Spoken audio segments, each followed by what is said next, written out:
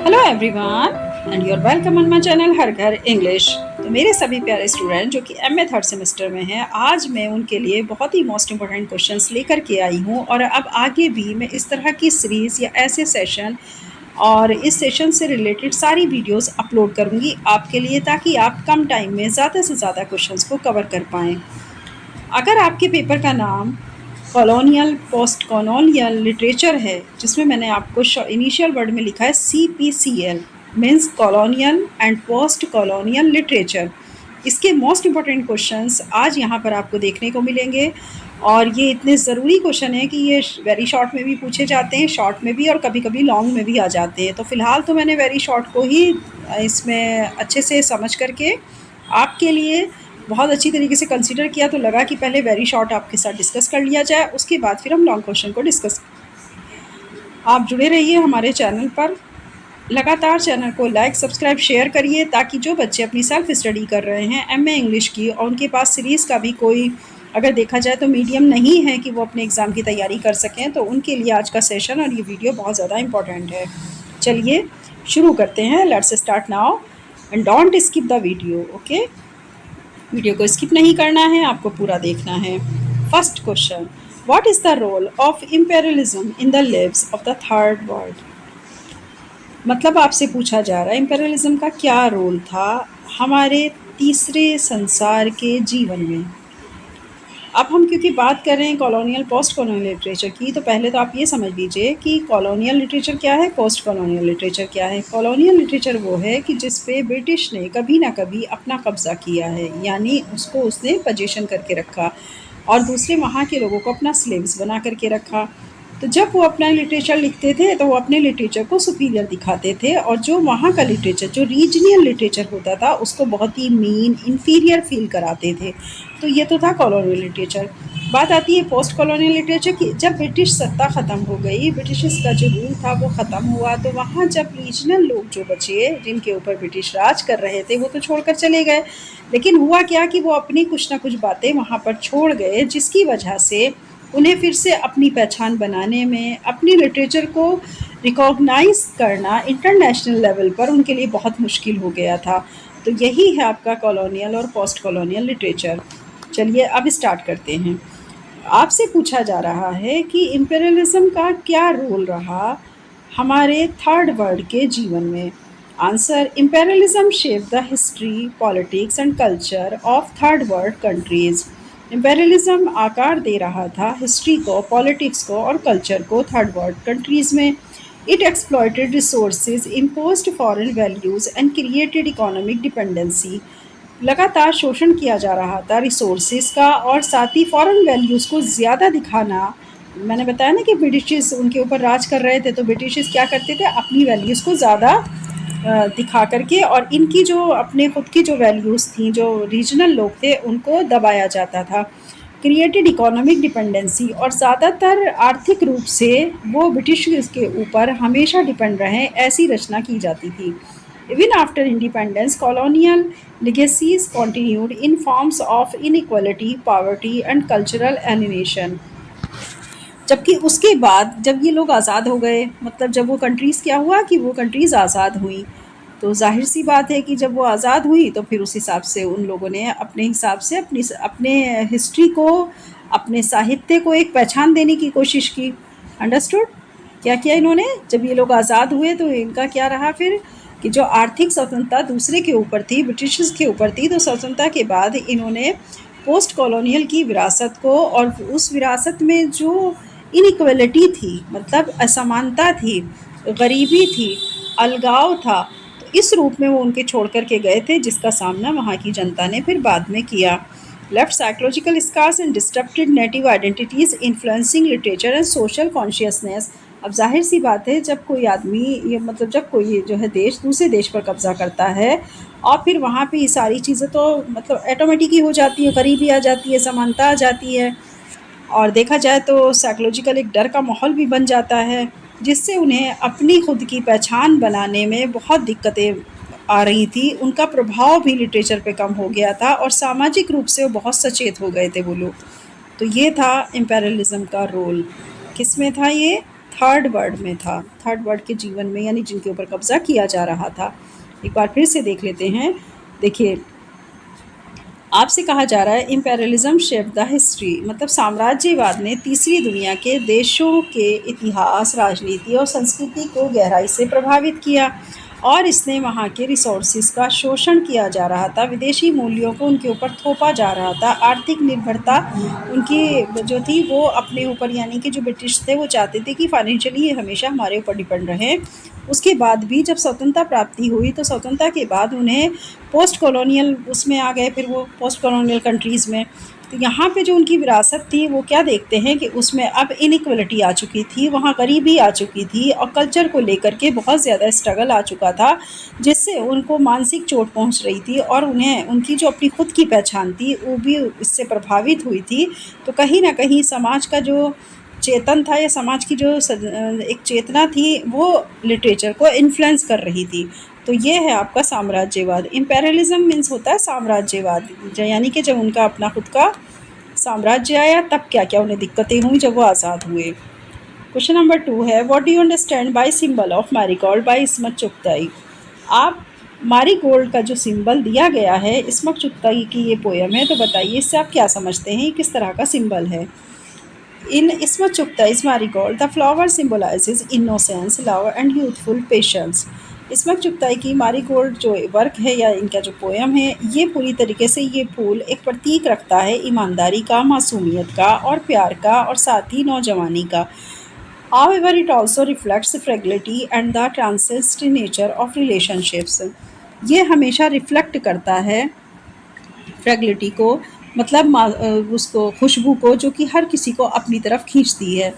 तो ये अपने नाजुक संबंधों को लेकर के, और साथ ही ये दिखाता है कि किस तरह से हमारी जो नेचर है जो हमेशा स्थायी रहती है, स्थायी तो रहती नहीं कुछ भी, तो ऐसी हमारी नेचर जो हमेशा ट्रांजिएंट रहती है, रिलेशनशिप्स जो होते हैं हमारे, वो किस तरह इससे प्रभावित होते हैं। Just like a marigold fades quickly, the story highlights the impermanence of emotions and the disillusionment of romantic ideals, making the symbol deeply ironic and realistic. ये कहानी पूरी तरीके से हाईलाइट करती है हमारे इमोशंस को, जैसे कि गेंदे का फूल जल्दी मुरझा जाता है, वैसे ही भावनाएं और सपने भी जल्दी टूट जाते हैं।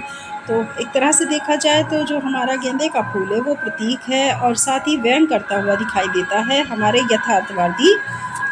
यथार्थवादी समाज पर, हमारे यथार्थवादी मतलब जो वास्तविकता होती है, रियलिस्टिक को यथार्थवादी भी कहते हैं, वास्तविकता भी कहा जाता है। तो जो हमारी वास्तविकता होती है उसके ऊपर एक आयरनी करते हुए हमें ये सिंबल दिखाई दे रहा है, क्योंकि इससे क्या होता है कि जब इंसान का दिल टूटता है तो वो बिल्कुल इस तरह से बिखर जाता है जैसे कि मैरीगोल्ड की पत्तियाँ।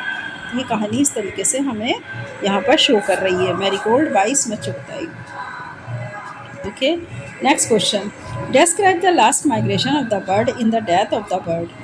आप लास्ट माइग्रेशन अगर हम बात करें तो हमारा जो वर्क है जिसका नाम है the last migration of the bird in the death of the bird. Last migration bird की the death of the bird poem में किस चीज़ को व्याख्यात करती है। ये एडी होप की पोएम है, इसको समझने की कोशिश करिए कि यहाँ पर ये किसके बारे में व्याख्या की जा रही है कि last migration of the bird in the death of the bird. Answer, in Eddie Hop's poem The Death of the Bird, the last migration represents the inevitability journey towards death.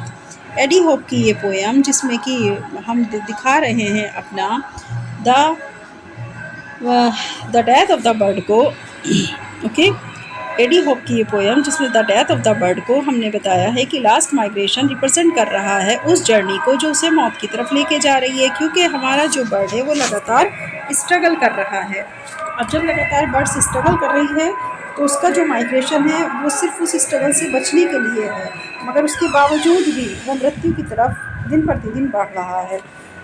The bird instinctively flies despite weakness symbolising human struggle. अगर देखा जाए तो जिस तरह मनुष्य का struggle लगातार होता रहता है, उसी तरह वो पक्षी कमज़ोरी के बावजूद भी उड़ रहा है, वो उड़ रहा है और लड़ने की कोशिश कर रहा है अपने भाग्य से। It reflects courage, destiny and the acceptance of mortality. और जब वो अपने भाग्य के विरुद्ध लड़ रहा है तो ज़ाहिर-सी बात है उसका ये संघर्ष दर्शाता है कि उसमें कितना साहस है और वो अपनी मृत्यु की स्वीकृति का एक प्रतीक है। लास्ट में उसे स्वीकार करता है कि उसके भाग्य में अमर होना यानी इमॉर्टैलिटी मीन्स अमर होना लिखा है, मतलब उसे मृत्यु का जो स्वाद है उसको चखना ही है। The final migration becomes a metaphor for life's unavoidable end. अंतिम प्रवास जीवन के अंत का रूपक बन जाता है। तो यही बात यहाँ पर कही गई कि अगर अंत में जाकर के कोई भी बर्ड प्रवास करती है, बर्ड का मतलब यहाँ पर सोल से लिया गया है, इसको आप सोल मान के चलिए the death of the bird को, यानी जो हमारी फिज़िकली जो हमारा अपीयरेंस है, फिज़िकली जो हमारी बॉडी है, इसके अंदर एक सोल, एक आत्मा बर्ड की तरह या पिंजरे में कैद रहती है। ठीक है, अब वो सोल किस तरह से सारी ज़िंदगी लड़ती है, अपने नए नए संघर्ष को जीतने की कोशिश करती है, साथ ही वो ह्यूमन का जो स्ट्रगल है उसे एक बर्ड के रूप में सिंबलाइज करके दिखाने की कोशिश की है एडी होप ने अपनी पोएम में।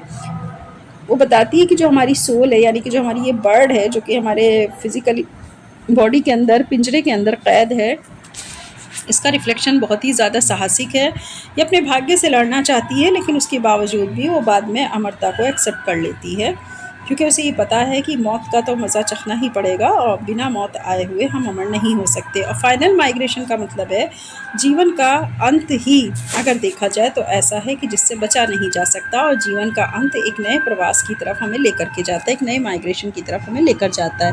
तो जैसा हमारे शास्त्रों में भी लिखा है, आप जानते होंगे कि जब सोल बॉडी को छोड़ करके जाती है तो नरक में जाती है, स्वर्ग में जाती है, इस तरह से बोलते हैं ना, तो वो क्या है, वो माइग्रेशन है। माइग्रेशन जो है वो इस वर्ड से उस वर्ड की तरफ, ठीक है, वो संसार, वो भगवान का संसार है ऐसा हम लोग मानते हैं। तो बस यही बात एडी होप ने इस पोएम में समझाने की कोशिश की थी कि लास्ट माइग्रेशन बर्ड का उसे आप किस तरह से देख रहे हैं, the bird of the death of the bird में, और इसकी व्याख्या करिए। ये क्वेश्चन आपसे पूछा गया था। Question number 4, what is the central myth behind the girl who can.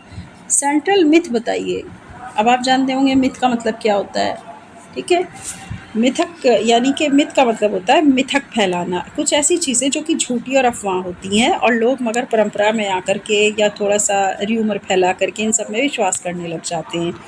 Question number 4 है, ये प्रीवियस ईयर्स की क्वेश्चन पेपर में आया था ये क्वेश्चन आपके। इसमें जितने भी क्वेश्चंस उठा करके मैंने आपके लिए रखे हैं वो सब प्रीवियस ईयर्स के पेपर से लिए गए क्वेश्चंस हैं। What is the central myth behind the girl who can. बताइए सेंट्रल मिथ क्या है द गर्ल हु कैन के पीछे। ये वर्क था हमारे एमा टू एडू का। आंसर देख लेते हैं। Ama Ata Aidoo is the girl who can uses the myth of traditional womanhood in Ghanaian society. Ama Ata ado जिन्होंने ये वर्क लिखा जिसका नाम था द गर्ल हु कैन, मतलब एक लड़की जो सब कुछ कर सकती है, जो कर सकती है, इसका मीनिंग ये है। द गर्ल हु कैन का मतलब वो लड़की जो कर सकती है। Uses the myth of traditional womanhood in Ghanaian society. तो यहाँ पे दिखाया गया है इस वर्क के अंदर कि किस तरह से एक मिथ फैला हुआ है, यानी कि एक अफवाह या एक तरह का जो है वो एक रूढ़िवादी सोच आप इसको कह सकते हैं कि उनकी परंपराएं जो हैं वो आज भी स्त्री को लेकर के गैनियन सोसाइटी में कुछ अलग तरह की हैं। The believe that's a women's value depends on child bearing specially having children with strong legs dominants. अगर आपने ये स्टोरी पढ़ी होगी तो आप इसको समझने की कोशिश करिएगा। इसमें क्या था कि एक लड़की थी जिसको इस बात के लिए लगातार उसको जो है सटायर किया जाता था, लगातार उस पर कमेंट्स किया जाता था कि उसकी टांगें बहुत ज़्यादा कमज़ोर हैं, वो किसी भी लायक नहीं है, आगे चल के जब उसकी शादी होगी तो वो परिवार और बच्चों को नहीं संभाल पाएगी क्योंकि उसके पैर बहुत कमज़ोर हैं। लेकिन वही बच्ची आगे बढ़ कर के एक एथलीट बनती है और एक बहुत ही सक्सेस एथलीट्स बनती है उन्हीं कमज़ोर पैरों के बल पर। तो ये थी कहानी। यहाँ पर हम पूरी कहानी तो डिस्कस नहीं करेंगे क्योंकि टाइम कम है, लेकिन फ़िलहाल आप क्वेश्चन को हम आपके साथ डिस्कस कर रहे हैं उसको समझने की कोशिश करिए।